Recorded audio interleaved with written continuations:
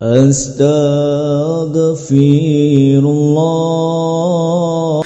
Bismillahirrahmanirrahim. Assalamualaikum warahmatullahi wabarakatuh.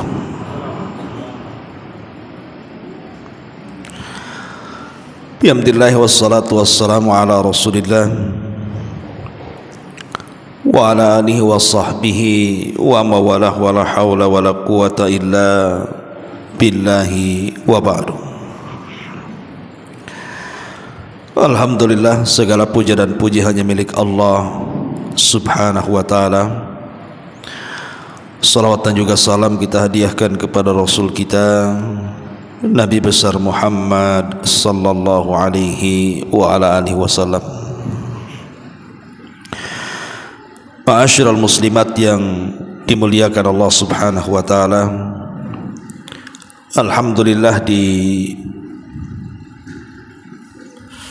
pagi menjelang siang ini kita bisa berkumpul di Masjid Nidaul Ilmi Kapling Beliung, dan pembahasan di pagi menjelang siang ini ada sebuah hadis yang dikeluarkan oleh Imam Muslim dalam sahihnya. Hadis ini dari sahabat Jabir radhiyallahu anhu.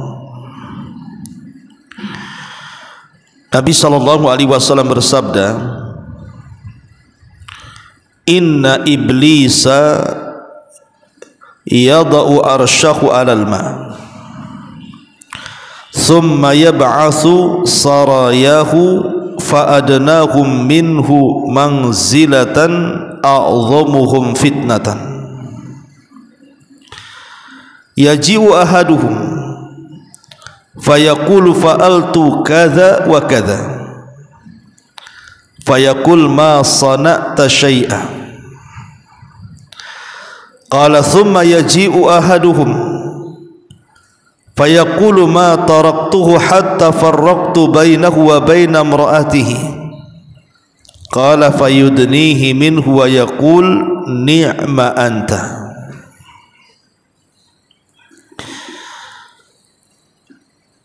Nabi sallallahu alaihi wasallam bersabda dalam hadis Jabir di sini, sesungguhnya iblis telah meletakkan singgasananya di atas lautan. Dari singgasana itulah dia mengutus para pasukannya. Setan yang paling dekat kedudukannya adalah yang paling besar fitnah dan godaannya. Di antara mereka ada yang melapor, "Saya telah melakukan godaan ini dan godaan itu." Maka iblis berkata, "Kamu belum melakukan apapun." Maka datanglah setan yang lainnya melaporkan, "Saya telah menggoda seseorang sehingga ketika saya meninggalkannya dia telah berpisah dengan istrinya alias menceraikannya." Mendengar hal itu maka kemudian iblis pun bangga dan bahagia. Kemudian iblis mengajaknya untuk duduk di dekatnya dan berkata, "Sebaik-baik setan adalah kamu." Hadis ini dikeluarkan oleh Imam Muslim dalam sahihnya. Perhatikan hadis ini, Bu. Hadis ini adalah hadis yang sangat bahaya sekali, yang menjelaskan kepada kita tentang peran iblis dalam menggoda Bani Adam. Di sini Nabi SAW mengatakan, "Inna iblisa yadau arsyahu 'alal ma'." Sesungguhnya iblis itu meletakkan singgasananya di atas lautan. Kenapa dia memilih lautan untuk membuat singgasananya? Karena iblis itu ingin menyerupai Allah Subhanahu wa ta'ala. Dalam hadis Abdullah bin Mas'ud radhiyallahu an, ketika menjelaskan tentang jarak antara satu langit ke langit berikutnya, maka dijelaskan bahwa satu langit ke langit berikutnya itu perjalanan 500 amin, 500 tahun perjalanan.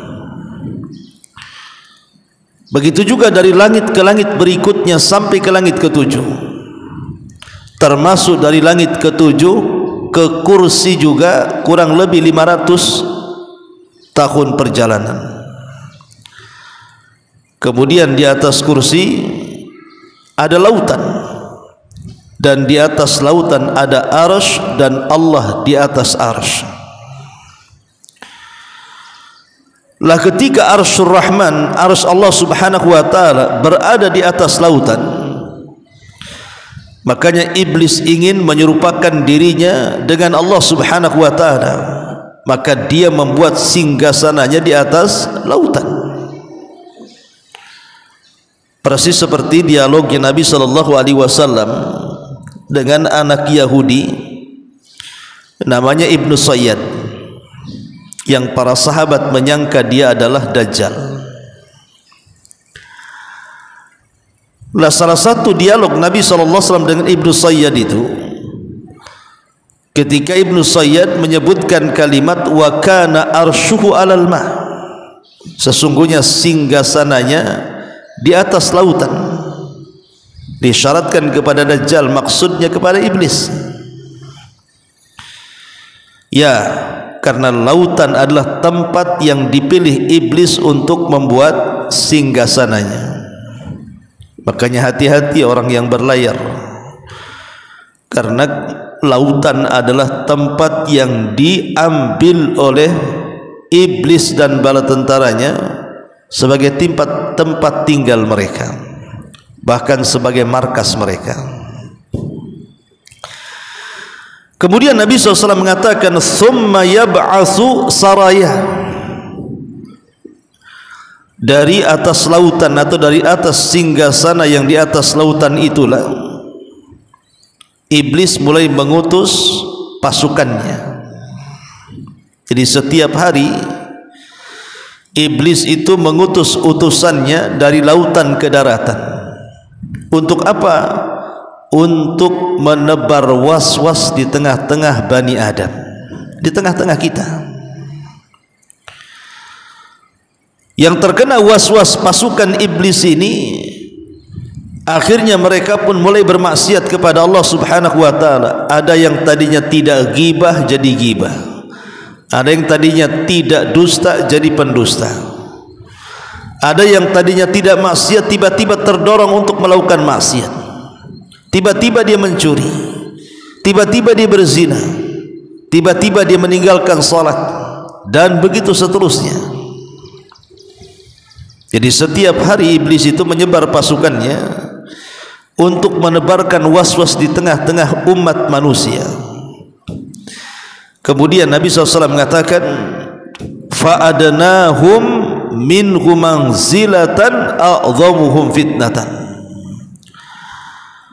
maka setan yang paling dekat kedudukannya dengan iblis adalah yang paling besar godaannya.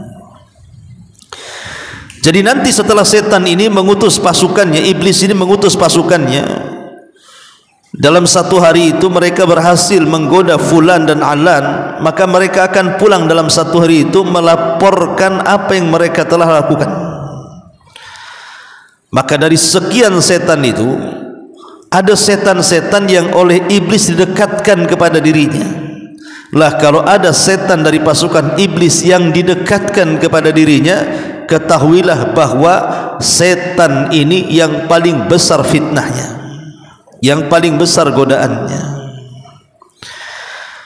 Kemudian Nabi SAW menjelaskan, yaji'u ahaduhum fayaqulu fa'altu kadza wa kadza.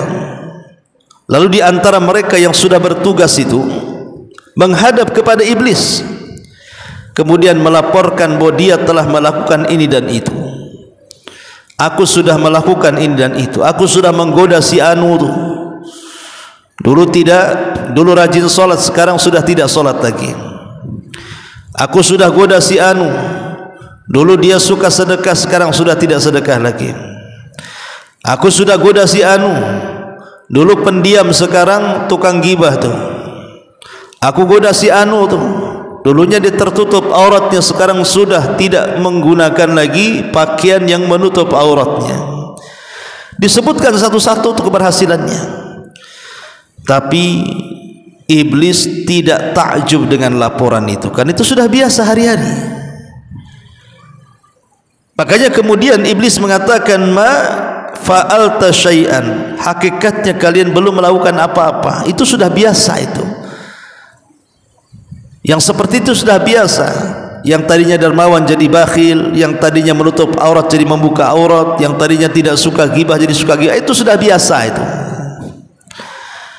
Tiba-tiba kemudian ada salah seorang pasukan iblis menghadap iblis dan mengatakan, ma taraktuhu hatta farraqtu bainahu wa baina imrati. Maka satu pasukan iblis ini mengatakan kepada iblis, saya melapor wahai Tuhan. Kata iblis, ya, apa laporan? Dia mengatakan, aku sudah berhasil menggoda dua Bani Adam yang sudah menikah, dan tidaklah aku meninggalkan mereka kecuali keduanya telah berpisah, telah bercerai, di mana suaminya sudah menceraikan istrinya, sudah mentalak istrinya. Maka tiba-tiba kemudian iblis bangkit dari singgasananya, kemudian mendekati setan itu, kemudian mengatakan, ni'ma anta, sebaik-baik setan dari seluruh setan adalah kamu, karena sudah berhasil menghancurkan rumah tangga, berakhir dengan perceraian. Dari hadis ini ulama mengatakan ta'dimu amril firaq wa talaq wa kathir dhararihi wa fitnatihi, tentang agungnya atau besarnya perkara perceraian ataupun perpisahan, dan akan mengakibatkan banyaknya madarat yang akan ditimpakan kepada keluarga yang bercerai. Ma'asyiral muslimat yang dimuliakan Allah Subhanahu wa taala, makanya saya sarankan Bu ya, ini nasihat saja, jangan menolong iblis untuk melancarkan tugasnya menceraikan orang. Contoh maunya Bu ya, ada teman ibu datang kepada ibu, kemudian mengeluhkan keluarganya. Ya namanya besti, ya didengar aja kan begitu ya. Lah ibu di posisi sebagai pendengar, kalau bisa jangan komentar Bu, jangan memihak besti ibu ataupun suaminya, karena ibu kan baru satu telinga tuh masalahnya, tidak melihat mendengar dari suaminya. Jangan mentang-mentang karena kawan dekatnya akhirnya udahlah cerai aja lah, nanti kita cari katanya.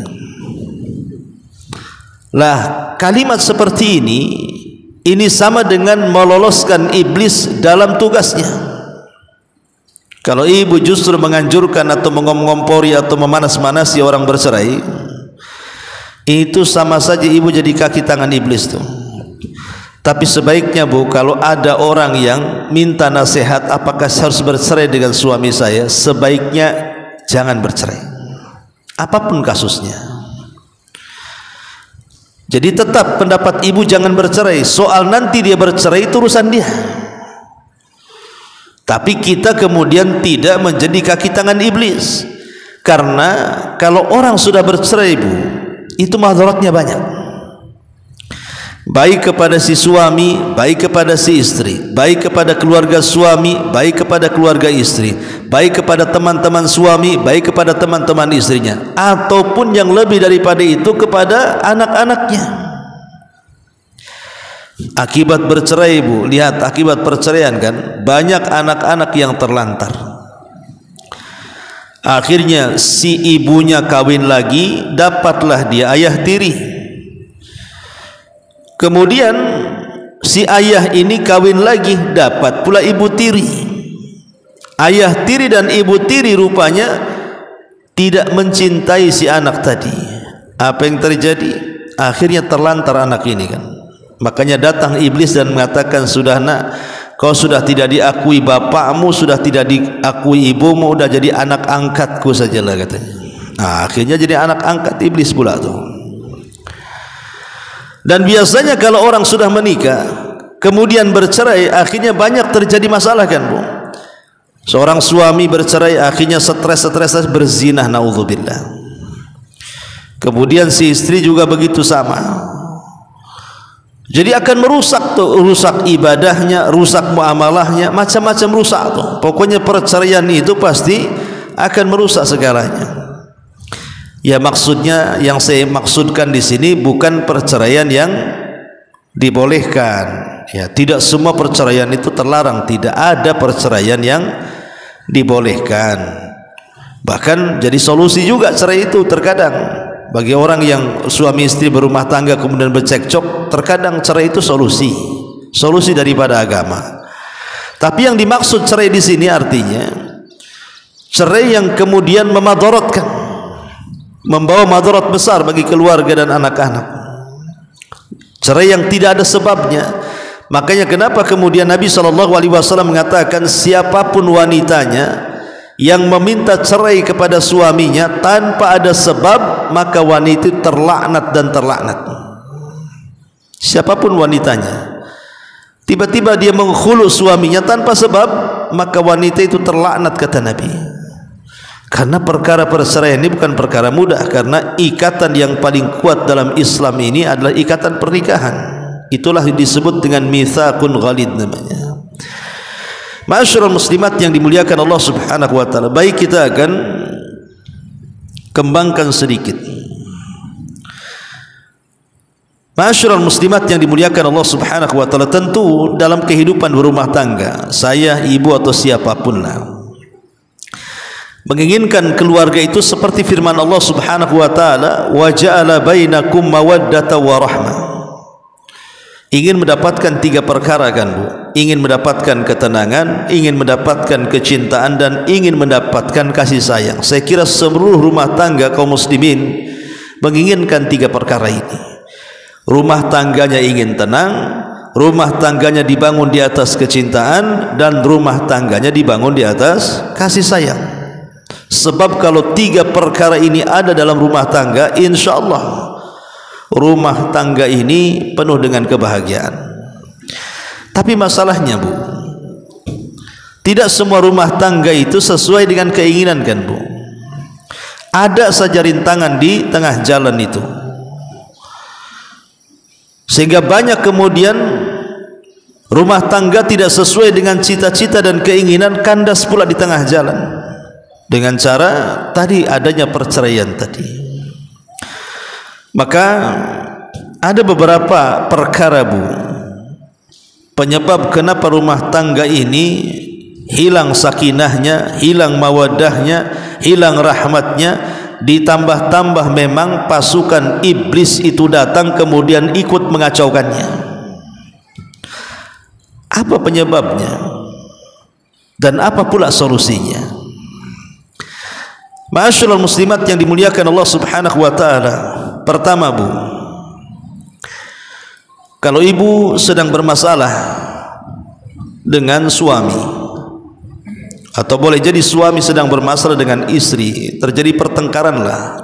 Ya, namanya keluarga itu mestilah tidak mungkin lurus-lurus terus, pasti satu hari akan terjadi pertengkaran, entah masalahnya kecil atau besar. Pertama, Bu, jangan terfikir untuk bercerai dulu. Jangan terpikir untuk bercerai. Cari dulu solusi. Karena terpikir untuk bercerai itu tidak mendatangkan islah dalam keluarga. Berarti orang ini memang tidak mau baikan, tidak mau melanjutkan rumah tangga kan. Tapi kalau seandainya pertengkarannya itu maksudnya supaya dia ingin kembali baik, ingin kembali islah menjadi suami istri yang bahagia, maka hilangkan cara berpikir itu bahwa saya harus berpisah dengan dia. Jauh-jauhkan watak seperti ini. Ya, namanya dalam keluarga mesti ada lah yang bertengkar, nah mungkin gak bertengkar, tetapi jauhkan cara berpikir saya ingin pisah, karena ini bukan solusi, ini justru masalah. Ini yang pertama. Kemudian yang kedua, saat ibu sedang bermasalah ataupun sedang bertengkar dengan suami, iyyaki bil la'ni wad du'a. Hati-hati bu, kata ulama, jauhi laknat dan doa. Yang namanya bertengkar, tapi jangan sampai kemudian lisan ini tidak terkontrol bu. Jangan sampai kemudian keluar kata-kata laknat atau doa-doa buruk, nggak boleh ya. Ini juga penting ini, karena kebiasaan seorang wanita, maaf bu ya, biasanya kalau bertengkar kemudian sudah kalap, biasanya kata-kata perempuan ini lebih sadis bu ya. Dia bisa mengeluarkan macam-macam kata-kata. Maka jauhi dalam pertengkaran itu kata-kata yang berbau laknat ataupun berbau doa-doa keburukan. Bertengkar, tapi jauhi laknat dan doa buruk. Kemudian yang ketiga, jangan menghubung-hubungkan dengan perkara-perkara gaib. Umpamanya ibu sedang bertengkar dengan suami, tiba-tiba ibu mengatakan, jangan-jangan aku suka kamu gara-gara kau dukuni aku ya, kan gitu bu ya. Kan ada orang yang suka mengait-kaitkan dengan gaib itu. Jangan-jangan dulu kau pelet aku, dukun mana kau pakai katanya, dukun Banyuwangi atau dukun Jawa Barat kan itu bu ya. Jadi ada, tidak boleh kalau bertengkar tuh jangan dikait-kaitkan dengan perkara-perkara gaib. Ngomong gitu kok anaknya sudah 5 tuh, aneh kan bu ya. Rumah tangganya sudah puluhan tahun, anaknya sudah banyak, bilang pula soal pelet. Maka dalam pertengkaran jauhi, jangan kait-kaitkan dengan perkara gaib, karena itu kan fitnah, kan jatuhnya tuduhan, tidak boleh ya, nuduh jadinya. Kemudian juga yang keempat, jangan keluar rumah bu. Ibu kalau bertengkar dengan suami, jangan keluar rumah. Karena seorang istri itu kalau sampai dia melangkahkan kaki dari rumah saat pertengkaran, ini bukan mencari solusi ibu, ibu mencari keributan namanya. Karena tidak boleh seorang wanita dia keluar rumah tanpa izin suaminya, walaupun dalam kondisi ibu sedang damai ataupun sedang bertengkar, tetap hukum tinggal di rumah itu ibu lakukan, kecuali kalau memang ada kekerasan di situ. Lain ceritanya KDRT, kalau tetap di rumah maka ibu akan bonyok, dipukuli atau apa kan, paksalah lari dari rumah kan. Ya, tapi kalau suami hanya ngomong saja, nggak menyakiti ibu dan begitu seterusnya, sebaiknya tinggal di rumah. Karena kodratnya perempuan, kata Allah Subhanahu wa taala, wa qarna fi buyutikun, hendaklah wanita-wanita itu diam di rumahnya. Ini yang keempat. Yang kelima, ya, iya wattihami bil kadzib. Kalau ibu sedang bertengkar bu, jangan membuat dusta-dusta atau karangan-karangan cerita-cerita yang tidak ada untuk membela diri. Umpamanya kan, akhirnya ibu berdusta, aku kata si anu engkau begini-begini, padahal itu ibu karang-karang aja tuh. Aku sudah dengar kebusukanmu, keburukanmu. Si anu juga ngomong, padahal si anu nggak ngomong. Kan ini jangan suka mengarang-arang. Sebab mengarang-arang cerita ini masalahnya akan melebar, Bu. Akhirnya suami bisa saja datangi si anu yang ibu sebut namanya tuh. Jadi bertengkar kemana-mana jadinya. Maka tidak boleh seseorang itu meluas ke pertengkaran dengan cara berdusta. Kemudian juga yang nomor 6, la tuwassi al masalah. Jangan meluaskan masalah, Bu. Ibu kadang-kadang masalah hanya satu, tapi yang dibicarakan semuanya. Jadi ibu kalau ada masalah dengan suami, jangan meluaskan masalah. Cukup masalah itu saja. Cukup di titik masalah yang ibu sedang bertengkar dengan suami itu masalah apa. Kadang-kadang ada seorang ibu-ibu itu kalau sudah bertengkar, dia meluaskan masalah sampai kepada tetangganya, sampai kepada keluarganya, disebut-sebut tuh.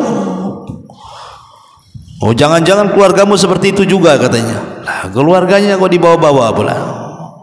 Jadi itu penting. Kemudian yang nomor 7, jangan memasukkan ke keluarga ke dalam masalah, Bu. Jangan memasukkan keluarga ke dalam masalah. Karena ada orang yang suka memasukkan keluarga dalam masalah. Ketika ada masalah dengan suaminya, dia telepon orang tuanya, dia telepon bapaknya, dia telepon ibunya, dia telepon saudaranya, minta dukungannya, minta pasukannya. Nggak boleh, Bu. Ya, jangan memasukkan orang lain ke dalam masalah. Keluarga itu boleh masuk kalau diminta. Itu pun berdasarkan kesepakatan. Nggak boleh masuk-masukkan begitu saja. Dan ini yang paling penting, Bu. Jangan membuka lembaran lama. Iyyaka an taftahi bil madhi. Jangan membuka lembaran lama. Ya, saya akuilah kadang-kadang ibu ini punya MP3 di kepalanya kan. Rekaman 20 tahun, 10 tahun itu masih hafal kadang-kadang. Ya mungkin nggak tahu, mungkin apa ada catatannya gitu. Tapi biasanya kalau laki-laki, Bu, laki-laki itu jarang dia mengungkit perkara-perkara lama. Dia akan fokus kepada masalahnya saja. Tapi kalau ibu-ibu bertengkar, itu masalah 10 tahun yang silam, mulai harinya, bulannya, tanggalnya, tahunnya, detail dia bisa kemudian merunutkan kejadiannya tuh. Ibu jangan ya, kalau bertengkar jangan membuka lembaran lama. Titik masalah itu saja yang diselesaikan. Sebab kalau ini yang jadi masalah, ini pasti terjadi perceraian, Bu. Pasti terjadi perceraian. Ya, maka jangan membantu iblis untuk supaya terjadi perceraian di antara sepasang suami istri. Kemudian juga al-ghiratuz zaidah, cemburu yang berlebihan. Cemburu itu boleh dalam Islam, bahkan itu tanda cinta kan. Orang kalau tidak cemburu berarti tak cinta dia. Justru cemburu itulah yang merekatkan hubungan suami istri. Tapi ada cemburu-cemburu itu yang melampaui batas, sehingga terkadang tugas malaikat Raqib dan Atid itu ibu pula yang pegang. Ini suami baru pergi nih. Di mana, Bang? Sama siapa? Lagi ngapa di situ? Jam berapa balik? Ya. Awas kalau tak balik. Ini sudah jam sekian, Bang. Nah, terus akhirnya kemudian gimana suami loh kalau keluar dipantau seperti ini kayak dibuat anak-anak. Oh, lama-lama ya suami juga stres kan, Bu. Dia bukan robot kan gitu. Maka terkadang cemburu zaidah tambahan ini bukannya menunjukkan rasa sayang, Bu, rasa cinta seorang wanita kepada suami, justru ini membuka pintu talak. Ya, maka serahkanlah kepada Allah Subhanahu wa ta'ala. Pokoknya serahkan, doakan suami di luar sana tidak ada masalah, serahkan. Ya. Kemudian juga jauh khianat, Bu. Jauhi berkhianat. Karena suami itu tidak suka. Saya sekarang menjelaskan ibu aja ya, nasihatkan ke ibu. Saya depan saya tidak ada suami, makanya saya fokus ke ibu-ibu aja. Jadi hindari al-khianat. Contoh umpamanya, insya Allah kalau ibu sudah ngaji, sudah hijrah, insya Allah lah, mudah-mudahan Allah lindungi kan. Tapi kalau di luar sana Bu, orang-orang awam itu yang mereka sudah punya suami tapi berdandannya itu di luar kayak tidak punya suami, akhirnya menggoda laki-laki lain, menggoda tetangga, menggoda teman-teman yang lama dan begitu seterusnya, akhirnya jatuh kepada pengkhianatan. Seorang suami ketika melihat istrinya berkhianat dengan seorang istri ketika melihat suaminya berkhianat itu berbeda Bu. Kalau seorang istri biasanya melihat suaminya selingkuh, biasanya ya boleh jadi mungkin hilang cintanya, hilang sayangnya, tapi dia akan berusaha mempertahankan rumah tangganya, apalagi kalau si istri itu cinta dengan suaminya. Tapi kalau suami melihat istrinya selingkuh Bu, itu beda, pasti dia akan menceraikannya. Makanya hindari khianat dalam rumah tangga itu. Kemudian juga adamul ihtimam bil madhar, juga di antara sebab kenapa hilangnya sakinah, mawaddah, warahmah, kemudian juga munculnya percekcokan, pertengkaran sampai kepada tingkat perceraian, itu karena ibu tidak ada ihtimam. Ihtimam itu maksudnya tidak ada semangat ya dalam madhar. Madhar itu sesuatu yang tampak dari pakaian ibu, penampilan ibu, wajah ibu di hadapan suami. Seolah kalau ibu sudah menikah dengan suami itu tidak mungkin cerai 100 tahun kan itu. Enggak begitu Bu. Jadi di antara sebab hilangnya juga perasaan sakinah, mawaddah, warahmah itu ketika ibu tidak jaga penampilan. Ya, penampilan itu bisa saja dari fisiknya dijaga, dirawat gitu ya, atau mungkin dari akhlak, atau mungkin dari lisan, ucapan ya, maka robahlah. Jadi kalau bisa setiap hari itu ada perubahan gitu ya, walaupun mamanya sudah lama menikah, karena itu penting madhar dalam keluarga itu. Betapa banyak suami yang benci dengan istrinya gara-gara ucapannya yang kasar, ada juga gara-gara penampilannya yang kurang menarik, ada juga yang akhlaknya kurang beradab, dan begitu seterusnya kan Bu. Madhar itu penting dalam keluarga, maka perhatikan. Termasuk juga hindari al-kadzib, dusta. Dusta itu maksudnya dusta yang fahish, dusta yang menjadikan seorang suami akhirnya bertengkar dengan orang lain. Sering saya contohkan umpamanya begini, ibu curhat sama suami, "Bang, itu tetangga sebelah itu kayaknya kurang ajar sama saya Bang." "Kenapa Dek?" Saya setiap lewat di depan rumah dia itu dia pandangi aku aja," katanya. Padahal ini tetangga ini tidak pernah mandangi dia, tapi memang ibu hendak mencari konflik dengan tetangga kan. Ya, suami apa enggak cemburu, bisa bertengkar tuh. Boleh jadi mungkin sekali-kali dia mandang, entah mandang ke arah mana, terpandanglah ibu kan begitu. Bukan berarti kemudian dia pandang terus dan begitu. Ya, kalau jelas-jelas memang dia memandang terus, perhatikan terus, membidik terus, bolehlah kita laporkan kan. Tapi kalau selama bertetangga hanya 2 kali dia pandang, boleh jadi mungkin dia memandang baju ibu yang tidak serasi dengan kulit kan, nggak tahu juga. Ibu hitam, kemudian pakaian putih, hitam putih kan ini. Tengokinlah sama tetangga tuh. Jadi kalau seandainya kemudian berdusta dengan sampai tingkat dustanya itu mengakibatkan pertengkaran, nah ini bahaya Bu ya. Termasuk al-ihanah, jangan sampai merendahkan suami. Bertengkar tapi jangan merendahkan suami di hadapan anak-anak. Jangan sampai merendahkan suami di hadapan keluarga. Termasuk kasratul intiqadi wasyaqwa. Ulama mengatakan banyak mengkritik dan banyak mengeluh. Jangan suka banyak mengkritik dan banyak mengeluh. Itu suami tidak suka yang seperti itu.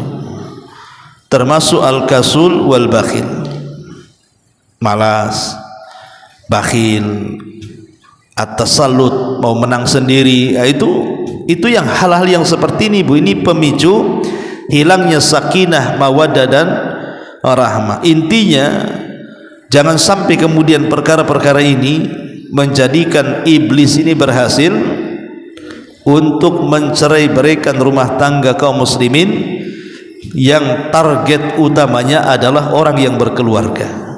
Karena iblis itu sangat senang dan cinta apabila di antara keluarga kaum muslimin ada yang bercerai-berai.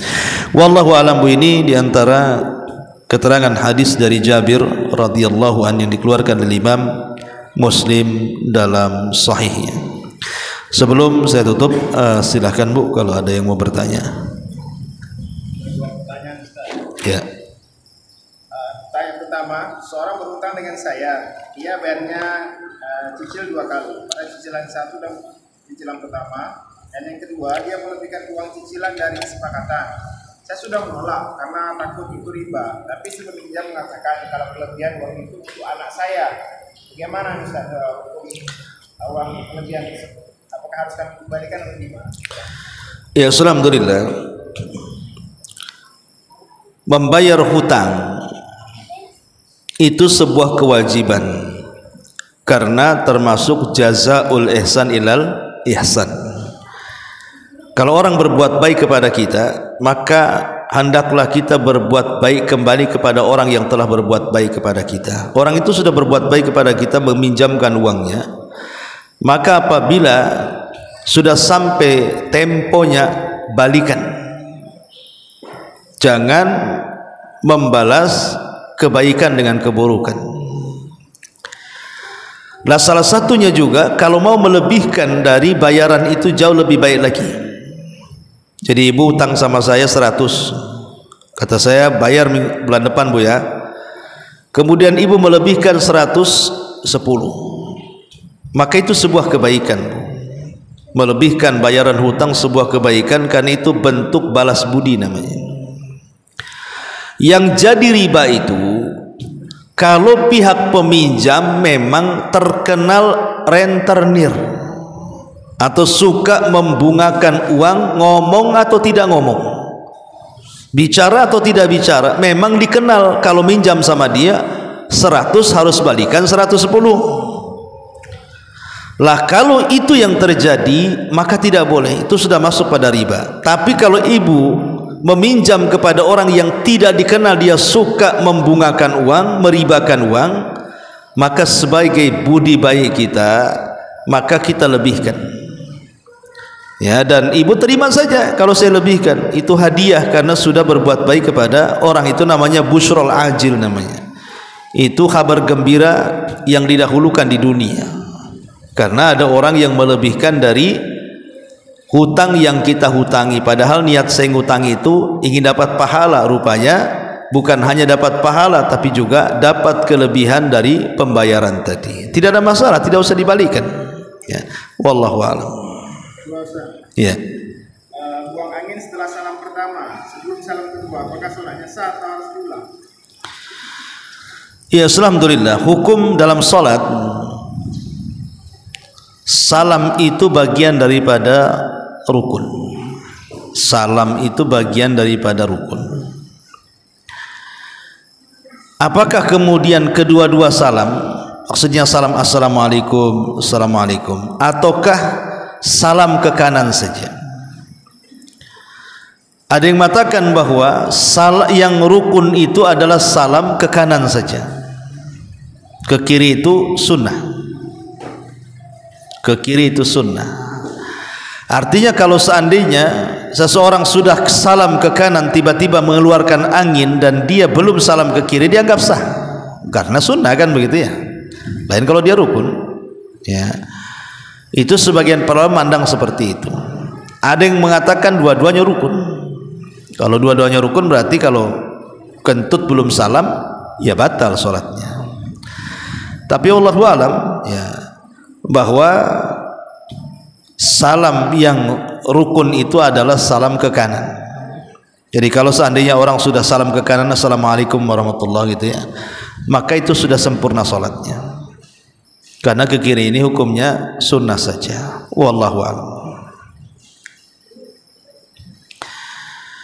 Ya, sampai di sini. Subhanakal bihamdika asyhadu an la ilaha illa anta astaghfiruka wa atubu ilaik. Allahu taala alam. Assalamualaikum warahmatullahi wabarakatuh.